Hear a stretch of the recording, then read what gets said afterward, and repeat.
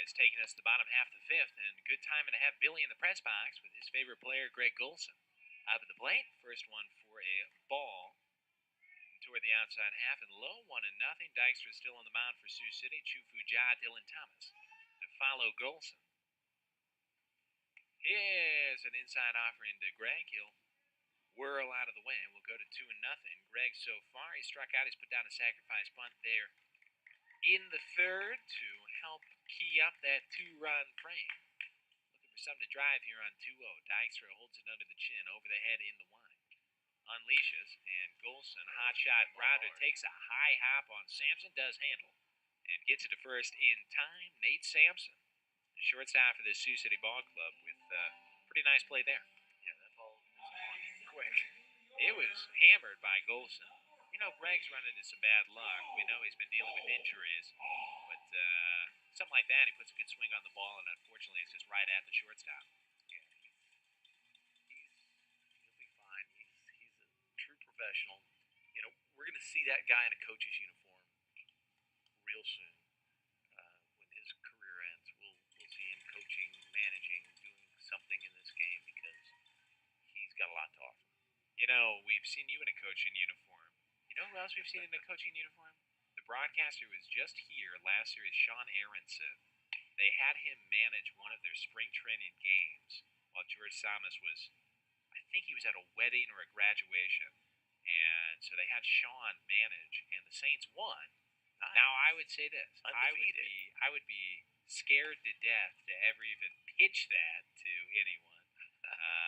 Because I would be scared of what would happen if I managed a ball club. I would probably lose.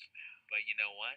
That's up to those guys. No, the manager must be the leader of men. The manager's job is to not get in the player's way. And that's how I looked at it. It's a game of young men that they need to go out there and compete. They need to police their own clubhouse, their own dugout. This is where the game has changed so much. From maybe your dad's day. Oh, absolutely. Here's another hit for nice Chufu Ja. Man, Chufu Ja hitting 300 over the last 10, 333 over the last 5. He's been on base 3 times. Double hit by pitch and a single. And the 2 through 4 stretch has been just excellent here tonight. These guys have reached 7 times 7 chances, and Thomas has both of our RBIs. Good to see one aboard for him. But you were saying that that's changed a lot. It's more of a player-driven game now. Well, think about this. When my father played in the 50s and was making $10,000 a year for the New York Yankees. And did he have a second job in the offseason? Absolutely.